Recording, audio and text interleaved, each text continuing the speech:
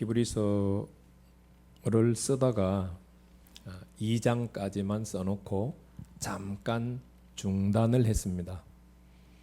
왜 중단을 했느냐 하면 제가 지금까지 듣고 배웠던 히브리서하고 제가 다시 글을 쓰면서 읽은 히브리서가 약간 미묘한 차이가 있다는 것을 느꼈어요. 그래서 글을 잠시 중단을 쓰고 지금 계속해서 히브리서를 읽으면서 다른 사람들이 히브리서를 어떻게 봤느냐 그것을 열심히 연구를 하고 있습니다. 신약 성경에 보면은요 서신들이 있잖아요. 보통 우리는 뭐 바울 서신, 요한 서신, 베드로 서신, 이렇게 디모데 서신, 뭐 데살로니가 서신, 서신들이라고 그러는데 서신들은 한마디로 말하면 편지글이거든요. 편지글. 편지글은 7가지 구성 요소를 가지고 있어요. 첫 번째 구성 요소가 뭐냐면은 저자죠.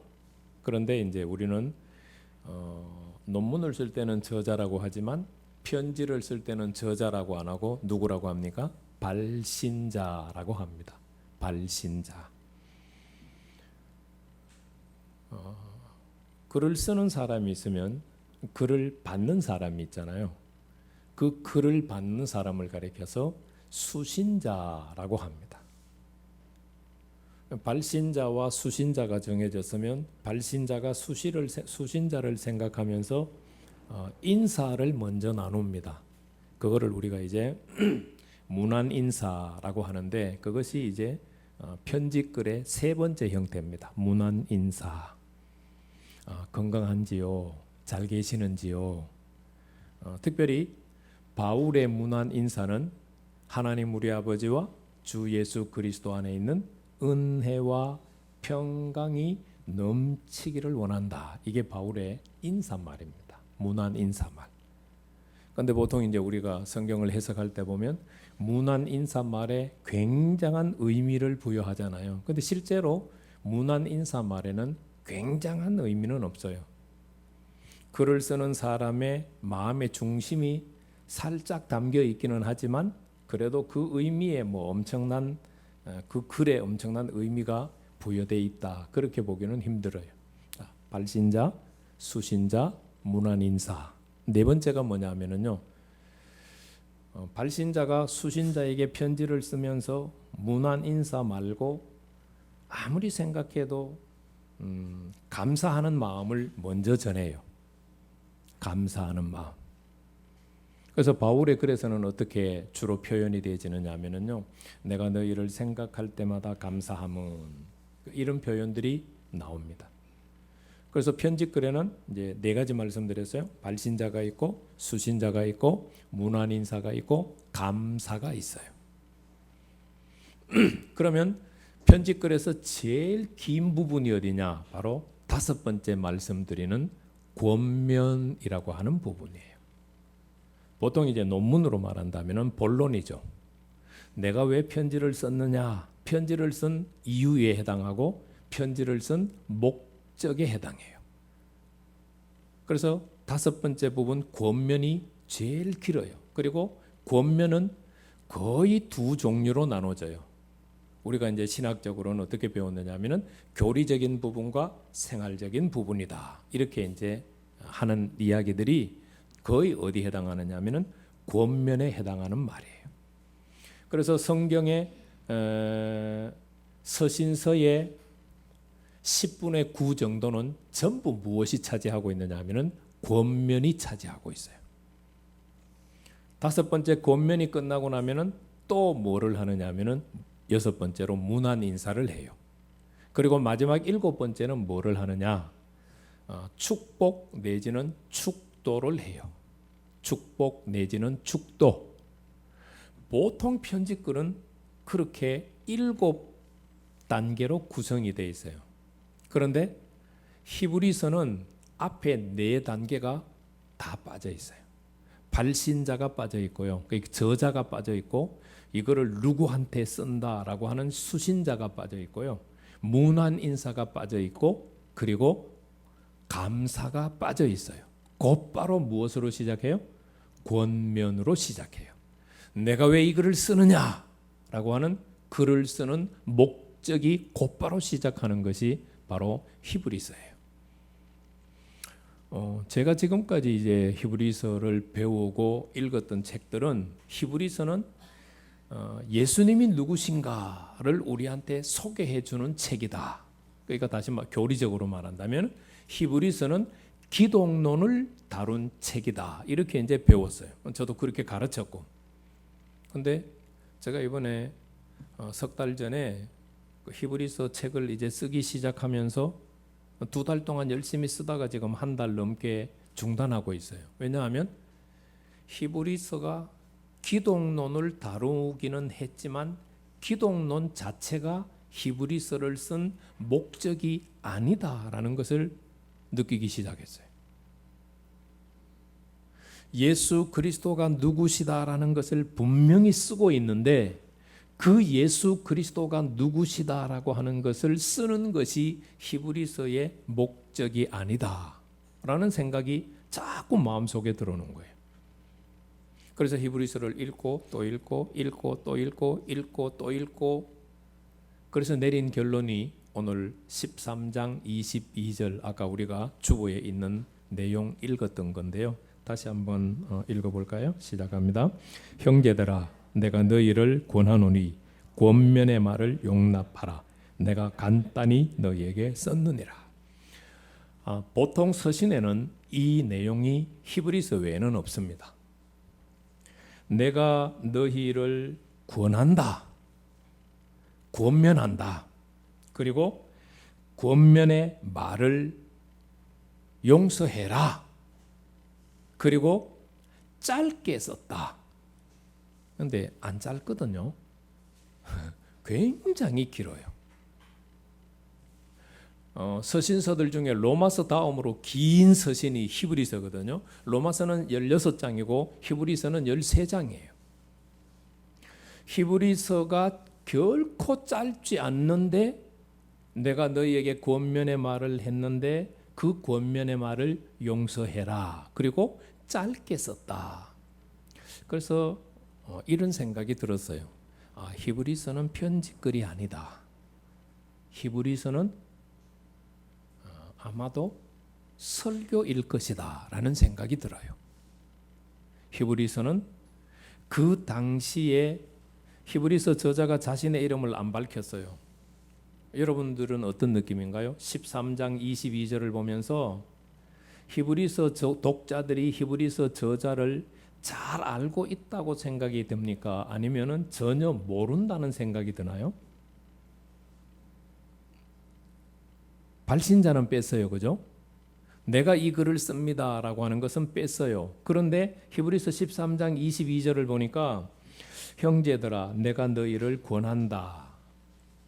이 형제들과 나라고 하는 인칭, 1인칭을 사용한 히브리서 저자는 친한 것 같아요? 안 친한 것 같아요? 느낌상. 별 생각 없으세요? 형제들아 내가 너희를 권한다. 그리고 권면의 말을 용납해라. 그리고 짧게 썼다. 제가 느낄 때는 히브리서 저자와 히브리서 독자는 굉장히 잘 아는 사이인 것 같아요. 굉장히 잘 아는 사이. 그래서 내가 누구다를 밝히지 않아도 이 글을 받는 사람들은 이 글을 쓴 사람을 너무나 잘 알고 있는 사이가 아닐까 이런 생각이 제 마음속에 계속해서 히브리서를 읽으면서 일어났어요. 그런데 지금 히브리서 기자가 뭐라고 이야기하고 있어요? 내가 이 글을 왜 썼다? 권면하기 위해서 썼다. 권면하기 위해서 썼다. 그래서 제가 글을 중단한 이유는 히브리서는 예수 그리스도가 누구신가를 밝히기 위해서 쓴 책이다. 그 중심에서 글을 써내려가다가 히브리서 13장 22절과 히브리서 전체 내용을 보면서 이거는 내가 초점을 잘못 맞췄다.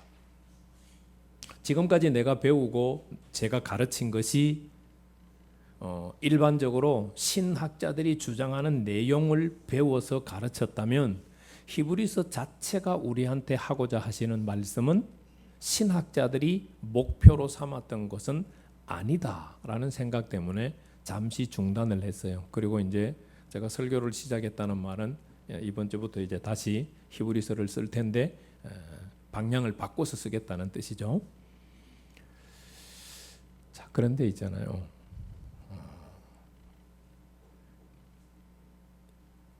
권면을 했으면은 왜 권면했는지 이유가 있을 거 아니에요. 그죠? 유진아, 아빠가 유진이를 불러가지고 유진아 너 이리 와봐. 왜 이렇게 했어? 아빠는 안 그러시지? 아빠는 무조건 유진이 예뻐해 주시지. 야단도 치셔? 아이 대답 좀 해봐. 응? 유진이가 뭐 대답해야 그 다음에 목사님이 말을 할 거 아니야. 응? 그냥 웃기만 하고 있으면은 지수야. 아빠가 지수 불러서 야단 치실 때 있어 없어? 있어? 그러면 아빠가 지수한테 야단 칠 때는 야단 치는 이유가 있겠지. 그지? 자, 그럼 여러분 히브리서 보세요. 저자가 독자를 향하여서 권면하고 있어요. 아무 이유가 없는데 권면할까요? 아니죠. 히브리서에는요. 권면의 말씀이 10번 나옵니다. 제가 지금 파악한 것으로는 권면의 말씀이 10번 나와요. 13장 중에 권면의 말씀이 10번 나오고요. 권면보다 한 단계 높은 수위의 경고의 말씀이 7번 나와요. 권면의 말씀 10번, 경고의 말씀 7번, 총 합치면은 몇 번? 17번이 나와요. 제가 이걸 보면서 히브리서야말로 종말을 향해서 가고 있는 그리스도인들에게 정말 필요한 책이다. 하나님 말씀이다. 라고 하는 결론을 내렸어요. 그래서 히브리서는 좀 신중하게 페이지에 제한을 두지 않고 쓰려고 해요.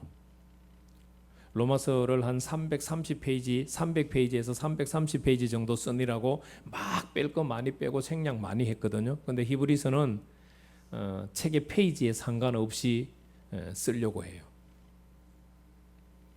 자, 그러면 10번의 권면과 7번의 경고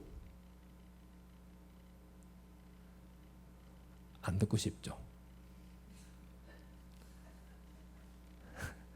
목사님, 한국 교회가 지난 50년 동안 복 받으라, 복 받으라, 복 받으라 그렇게 메시지했는데 왜 목사님은 이때까지도 복 받으라 소리 안 하시고 여기 이제 와가지고 히브리서 하신다면서 또 권면과 또 경고를 하신대요?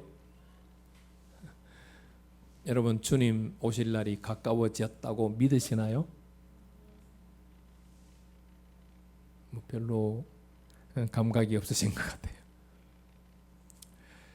성경에 하나님 하신 모든 말씀들 가운데 딱 두 가지가 안 이루어졌습니다. 하나는 예수님이 하나님 아버지 앞에서 잡히기 전에 기도하셨던 마지막 기도, 요한복음 17장의 기도가 이루어지지 않았습니다. 요한복음 17장은 6차례에 걸쳐서 예수님께서 이렇게 기도하셨습니다. 아버지, 우리가 하나 된 것 같이 저희도 하나 되게 해주세요. 예수님의 마지막 기도가 요한복음 17장이거든요. 요한복음 17장의 마지막 기도에서 예수님은 그리스도인들이 하나 되게 해주세요 라고 기도하셨어요. 그것도 아버지, 우리가 하나 된 것처럼 저들도 하나 되게 해주세요. 그럼 우리 가정이 하나가 돼야 될까요? 안 돼야 될까요? 당연히 하나가 돼야 되죠. 교회 안에 그리스도인들이 하나가 돼야 될까요? 안 돼야 될까요? 당연하죠. 하나가 돼야죠. 그런데 하나 된 가정, 하나된 교회 찾아보기가 너무 힘들어요. 그리고 이루어지지 않은 마지막 한 가지, 마라나타, 예수님 어서 오세요. 주님의 재림이 이루어지지 않았어요. 그러면 주님의 재림이 가까워진다고 하면 복 받으세요라고 하는 말을 들어야 될까요? 아니면 경고의 말을 들어야 될까요? 논리적으로는 당연합니다. 우리의 마음이 기쁘지 않아서 그렇지. 종말의 때를 향하고 있는데 경고의 말, 권면의 말을 들어야 되는 건 너무너무 당연해요. 그런데 우리의 마음이 그것을 받아들이기 힘들어요. 왜 그럴까요? 우리의 마음이 성령님께서 온전히 다스리신다면 권면의 말이든 경고의 말이든 책망의 말이든 기꺼이 들을 수 있는데 아직도 우리 마음은 죄가 지배하고 있어요. 죄가 다스리고 있어요. 그러니까 칭찬해 주면 무조건 좋아해요. 요한계시록 히브리서 쓰고 난 다음에 요한계시록 2장 3장을 가지고 책 한 권을 다시 써야 되겠다는 생각이 들었어요. 소아시아 7교회의 현재의 상황, 그 당시의 상황과 오늘날 현대 교회와 그리스도인들의 상황, 그 당시의 상황 속에서 주님이 이렇게 해결책을 제시하셨는데 오늘 현대 교회라면 어떻게 해결책을 제시하실까? 그렇게 해서 요한계시록 2장 3장만 가지고 책을 한 권 쓸 생각이에요. 자, 그러면 히브리서는 10가지 권면이 나오는데 그 가운데서 오늘 중요한 5가지만 뽑아서 왜 히브리서를 권면할 수, 히브리서의 저자는 히브리서 독자들에게 권면할 수밖에 없었는가, 그 이유를 생각을 해보려고 합니다. 자, 성경책 펼치시고요. 2장 1절 2절 말씀 읽겠습니다. 히브리서 2장 1절 2절 같이 읽습니다. 그러므로 우리는 들은 것에 더욱 유념함으로 우리가 흘러 떠나 내려가지 않도록 함이 마땅하니라. 천사들을 통하여 하신 말씀이 경고하게 되어 모든 범죄함과 순종하지 아니함이 공정한 보응을 받았거든. 자, 자기 성경인 사람은 언더라인을 한번 쳐세요. 더욱 유념해야 된다. 우리가 들은 것에 더욱 유념해야 된다. 앞에 그러므로라고 시작합니다. 유념해야 된다고 하는 말은 히브리서의 독자들이 뭐 하고 있다는 뜻인가요? 네, 유념하고 있지 않다는 뜻입니다. 집중해야 되는데 집중하지 않고 있다는 뜻이에요. 히브리서의 독자들이 굉장히 중요한 사실을 소홀히 하고 있다는 뜻이에요. 그래서 제목을 굳이 잡으라면 소홀히 하지 말라. 무엇을요? 바로 1장 1절부터 14절까지 기록되어져 있는 말씀을 소홀히 하지 말라는 거예요. 1장 1절부터 14절 말씀까지는 크게 나누면은요, 2가지 이야기가 나와요. 예수 그리스도가 귀합니다. 천사가 귀한 것이 아닙니다. 그 이야기예요.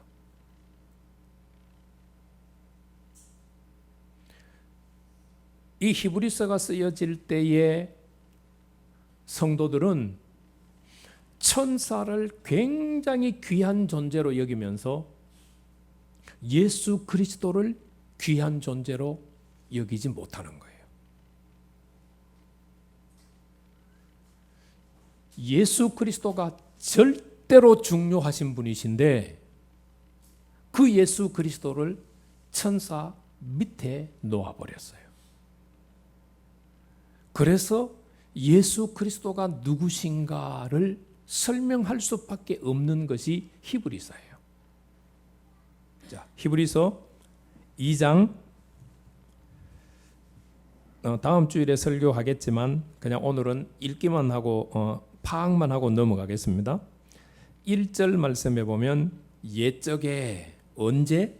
옛적에 누구를 통하여서? 선지자들을 통하여서 누구에게? 우리 조상들에게 무엇을? 여러 부분과 여러 모양으로. 무엇을 했는데? 여러 부분과 여러 모양으로라고 했는데 실제 내용은 언급이 없어요. 그죠? 그 실제 언급이 내용이 없는데 그 내용은 2절 이하에 이제 나와요. 자, 2절 보세요. 언제? 이 모든 날 마지막에 누구에게? 우리에게 무엇을? 예수 그리스도가 누구신가를 7가지를 가지고 2절 하반절에서 3절 말씀까지 이야기를 합니다. 2절 하반절에서 3절 말씀까지 예수 그리스도가 누구신지를 7가지로 이야기하는데, 첫째는 만유의 상속자로 세움받으신 분이시다. 두 번째, 모든 피조물은 그로 말미암아 지은 바 되었다. 세 번째, 그는 하나님의 영광의 광채시다. 네 번째, 그는 하나님의 본체의 형상이시다. 다섯 번째, 그의 능력의 말씀이 만물을 붙들고 있다. 여섯 번째, 죄를 정결하게 한다. 일곱 번째, 높은 곳에 계신 지극히 크신 분의 우편에 앉아 계신다. 예수님은 이런 분이시다라는 것을 7가지 내용으로 설명을 합니다. 그리고 1장 4절 말씀부터 14절 말씀까지 예수님은 천사보다 9가지 형태로 뛰어나시다는 이야기를 구약 성경 본문을 인용해서 설명합니다. 누가 중요해요? 예수 그리스도가 중요해요. 그런데 히브리서 기자가 독자들에게 이 편지를 쓸 때에 그 시대의 성도들은 예수 그리스도를 중요하게 여기지 않았어요. 여러분에게 한번 물어볼까요? 예수님만이 중요하십니까? 예수님이 내 인생의 전부이십니까? 감사해요. 예수 그리스도 한 분만이 내 인생의 주인이셔야 되고, 내 인생의 모든 삶의 중심에는 예수 그리스도 한 분만 계셔야 돼요. 그러나 현대 교회와 성도들은 실제로는 그렇지 못해요.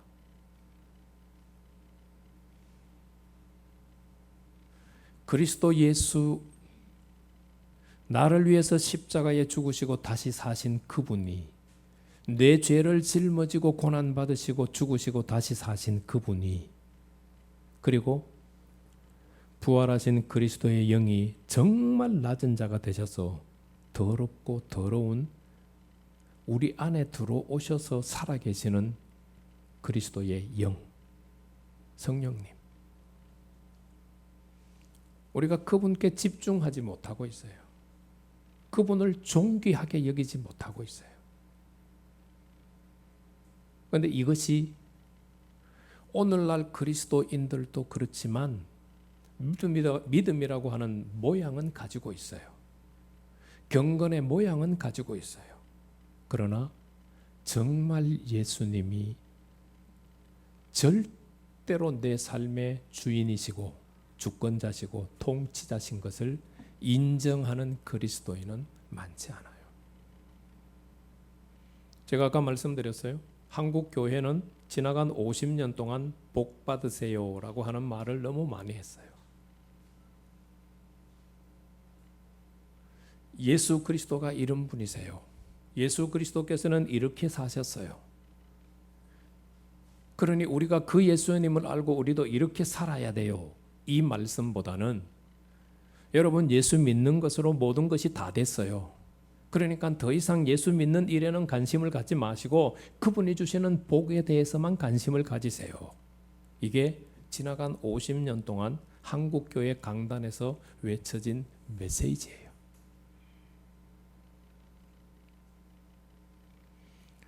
지금은 그 인기가 조금 사라졌지만요, 적극적인 긍정적인 메시지를 했던 조엘 오스틴이라고 하는 목사님이 계세요. 그분은요, 권면 필요 없어요. 경고 필요 없어요. 그분은 무조건 긍정적이고 희망적이고, 여러분도 한때 막 따라갔잖아요. 칭찬은 모두 춤추게 한다. 저는 안 따라갔어요. 성경에서 칭찬은 고래도 춤추게 한다는 내용은 0.00001%도 안 돼요. 99.9999%는 권면, 경고, 깨어 있으세요, 근신하세요, 바로 사세요. 그게 성경의 99.999%거든요. 그래서 뭐 조엘 오스틴 대환영하고 뭐 이럴 때 저는 눈도 깜짝 안 했어요.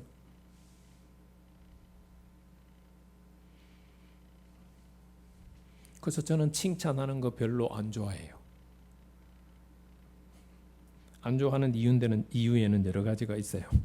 그런데 그거는 지금 얘기할 때가 아니고, 지금 히브리서의 저자는 히브리서 독자들이 자신을 위해서 죄의 짐을 지신 예수 그리스도를 너무너무 소홀히 하고 있어요.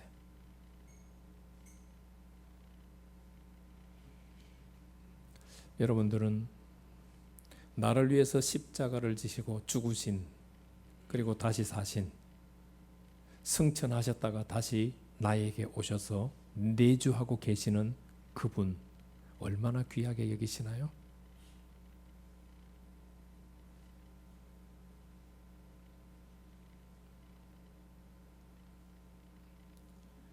이 질문에 답하셔야 됩니다.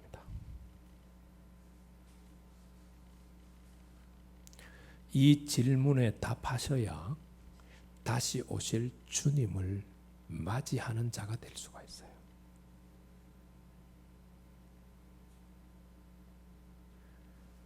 세상 신학자들과 세상 목회자들이 복 받으세요, 복 받으세요, 복 받으세요 하고 그 복 다 받았는데 다시 오실 주님이 나와 상관이 없다면 어떻게 해요? 예수님이 직접 말씀하셨잖아요. 온 천하를 얻고도, 사람이 만일 온 천하를 얻고도 제 목숨을 잃으면 무엇이 유익하겠는가? 현대 신학자와 교회 목회자들이 외치고 있는 복 받으라고 하는 말 다 복 받았는데 정작 주님이 나와 상관이 없으면 어떻게 해요? 그것보다 비참한 건 있을 수 없어요. 그래서 여러분, 바울은요, 고린도전서 9장에서도요, 자기가 그렇게 복음을 전하고도 자신이 예수 그리스도께로부터 버림받을까 봐 두려워하는 메시지를 고린도전서 9장에서 기록했어요. 고린도전서 15장에서는요, 부활 이야기를 하면서 부활이 없다면은 그리스도인들처럼 비참한 그리스도인들이 없다고, 정말 바보라고.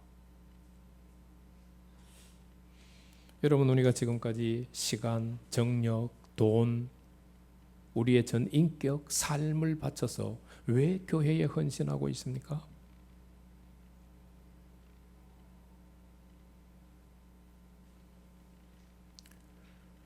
다시 오실 주님 그분 때문입니다.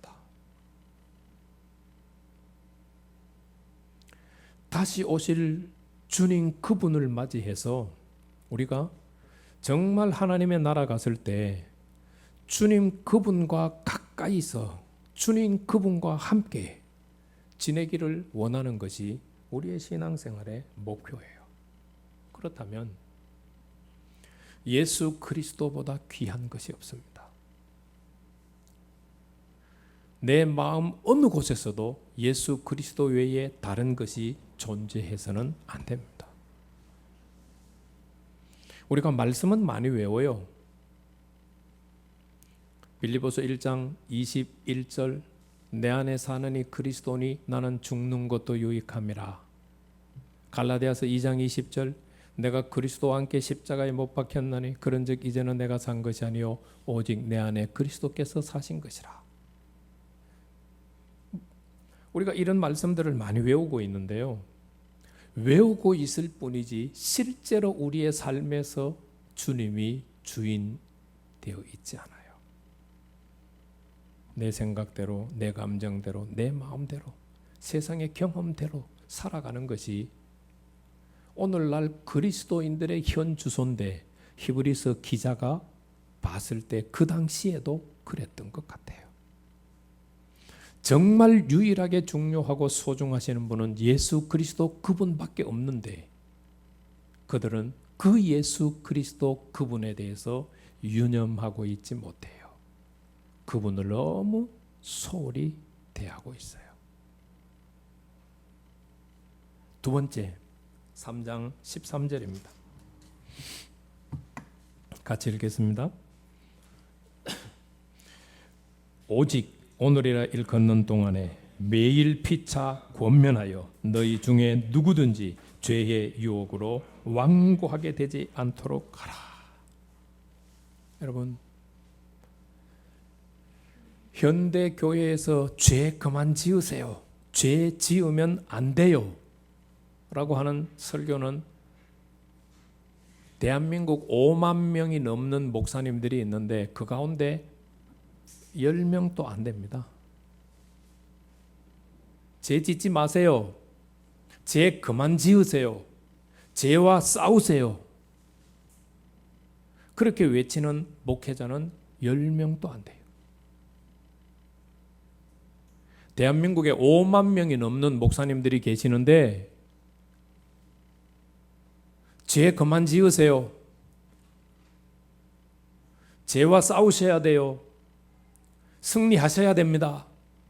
이렇게 외치는 사람이 10명도 안 돼요.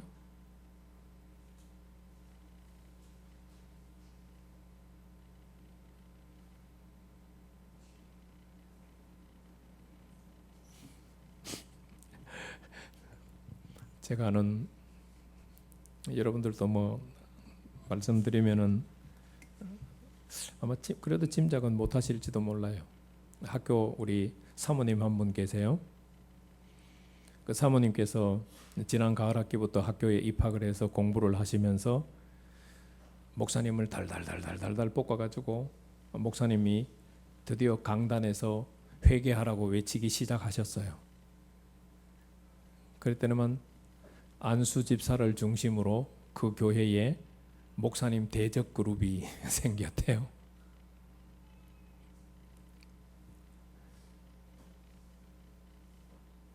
여러분, 오늘 현대 신학이 우리에게 가르쳐준 예수 그리스도를 나의 구세주로 믿으면 모든 죄는 용서를 받았습니다. 그 말이, 그 가르침이 100% 구원론에 합당한 것이라면 오늘 히브리서 3장 13절 말씀 그리고 히브리서 12장 한번 넘어가 보겠습니다.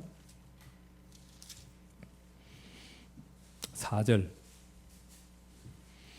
3절 4절 읽겠습니다. 너희가 피곤하여 낙심하지 않기 위하여 죄인들이 이같이 자기에게 거역한 일을 참으신 이를 생각하라. 너희가 죄와 싸우되 아직 피 흘리기까지는 대항하지 아니하고. 일단 거기까지만. 여러분, 왜 히브리서 기자가 죄와 싸우라고, 그것도 피 흘리기까지 죄와 싸우라고 왜 이야기할까요? 현대 신학과 현대 교회 목사님들은 예수 믿으면 모든 죄가 용서함을 받았다고 그렇게 간절하게 외치는데, 저도 작년 전까지 2013년까지 저도 그렇게 외쳤는데 왜 히브리서 기자가 죄와 싸우되 피 흘리기까지 싸우라고 왜 얘기할까요? 우리 죄가 다 용서받았는데 왜 싸워야 됩니까? 히브리서 기자는요, 그 당시의 독자들이 예수를 믿는다고 신앙을 고백하고는 여전히 죄인으로 살아가고 있는 거예요. 오늘날 현대 그리스도인들이요, 예수님께서 내 죄를 대신 지시고 고난당하시고 십자가에 죽으시고 다시 살아나셨다고 그렇게 신앙을 고백하고 믿으면서도 여전히 죄의 종노릇하면서 살아가고 있어요.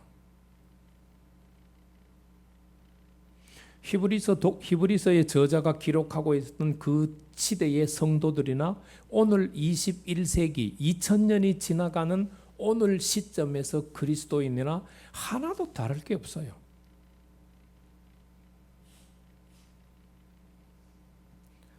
다시 한번 물어볼까요? 예수님이 귀하죠? 예수님이 나의 주인이시죠? 그러면 주인 대신 예수님의 말을 들어야 됩니다.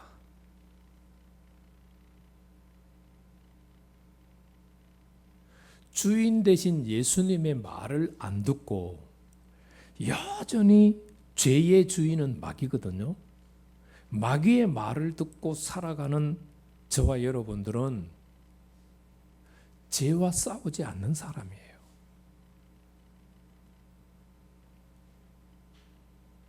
나의 주인 되시는 예수님 그분의 말씀을 듣고 살아가는 사람은 죄를 통해서 나를 지배하고 있는 마귀와 싸워야 돼요.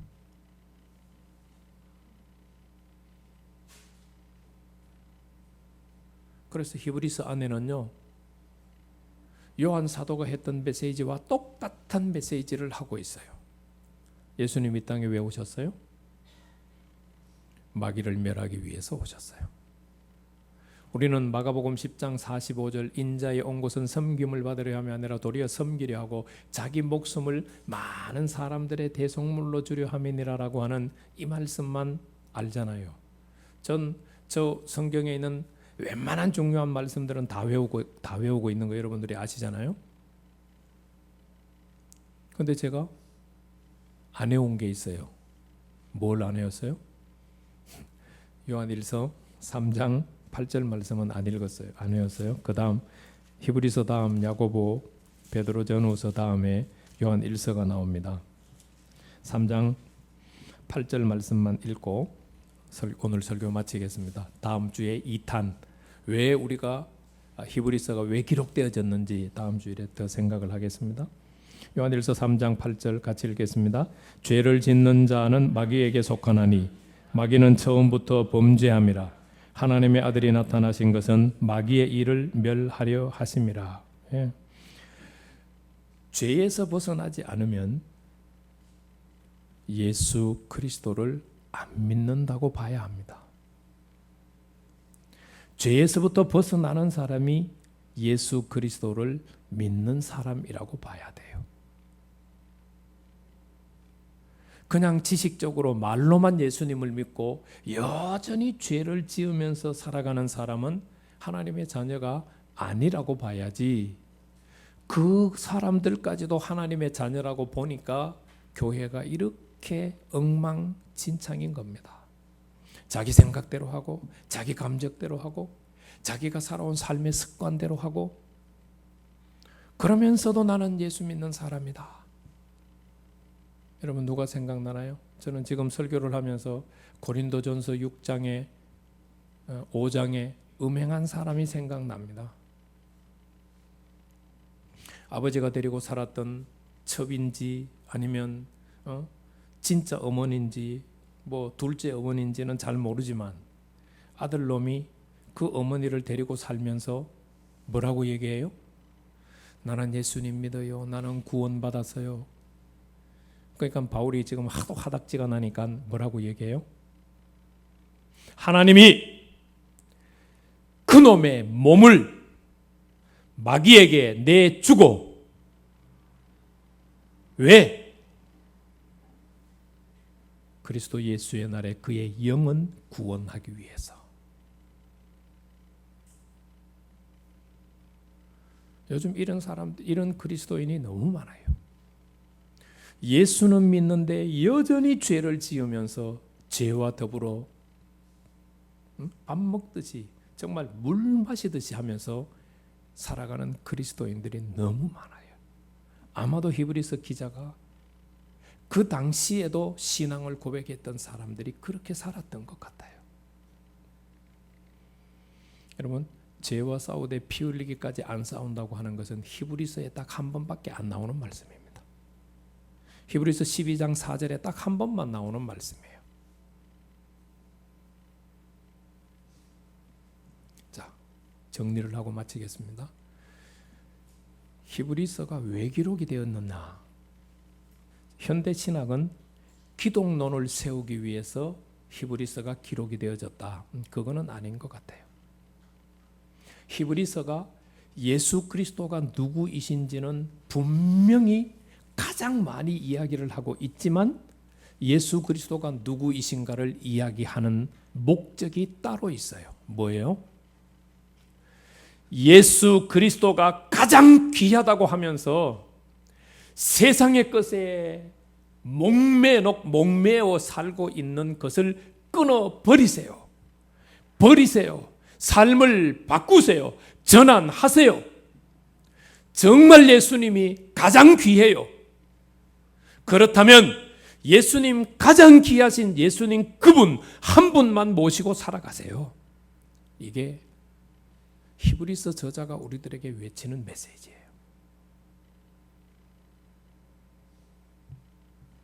저는 어른들은 모르겠어요. 지수야, 유진아, 예수님만 모시고 살아가. 아빠 엄마가 예수님만 모시고 안 살아가거든. 금식해, 금식. 아빠 엄마, 우리 예수 믿는데 예수님만 모시고 살아가요. 예, 여러분, 돈 좀 없어도 어때요?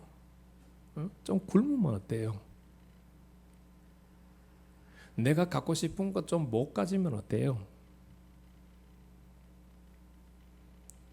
지난주일에 말씀드렸잖아요. 빌립보서 4장 10절에서 13절 말씀. 바울은요, 어마어마한 고통을 치르면서, 고난의 대가를 치르면서, 박해의 대가를 치르면서, 핍박의 대가를 치르면서, 굶주리면서, 헐벗으면서, 못 입으면서, 못 맞으면서 정말 예수님 만났잖아요. 그래서 그는 비천에 처할 줄도 알고 풍부에 처할 줄도 알아 자족하기를 배웠잖아요. 그렇습니다, 여러분. 내 안에 예수 그리스도만 살아계시면요, 자족합니다. 내 안에 예수 그리스도가 나의 주인이 안 되면 부족한 게 너무 많아요. 그러나 내 안에 예수 그리스도가 진짜 나의 주인이시면 부족한 거 없어요. 왜? 부족한 것보다도 주님이 더 귀하거든요. 부족한 것보다도 주님이 더 중하거든요. 저와 여러분들이 그런 성도 되기를 축복합니다. 하나님 아버지, 감사합니다. 오늘부터 우리가 히브리서 말씀을 묵상할 텐데 주님 한 분만이 중요해서 죄와 싸우되 피 흘리기까지 싸워서 승리하는 하나님의 귀한 자녀들 되기를 축복합니다. 그리고 하나님, 죄가 막은 모든 남들이 진짜 허물어지는 것을 보기를 원합니다. 우리가 지금까지 예수 믿고 신앙생활 하는 동안 아직도 모든 담들이 그대로 있는데 하나님의 복을 갈구하고 추구해 왔지만 정말 제대로 복을 받은 적이 별로 없습니다.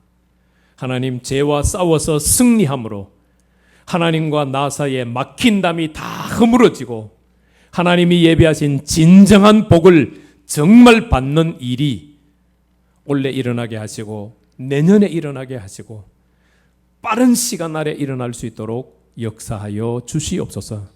누가 봐도 예수님 한 분 모시고 살아가는 하나님의 자녀인 것을 증거하는 하나님의 귀한 자녀들 되도록 역사해 주시옵소서. 이제는 예수 그리스도의 은혜와 하나님의 사랑하심과 성령의 교통하심이 히브리서 기자가 자신의 고난을 죄를 대신 짊어지고 고난 받으시고 십자가에 죽고 다시 살아나신 예수님만 붙들고 살아가야 되는데 그 예수님 바라보지 않고 딴 데 정신 팔고 있는 히브리서 독자들을 향한 말씀이 내게 주신 말씀인 것을 알고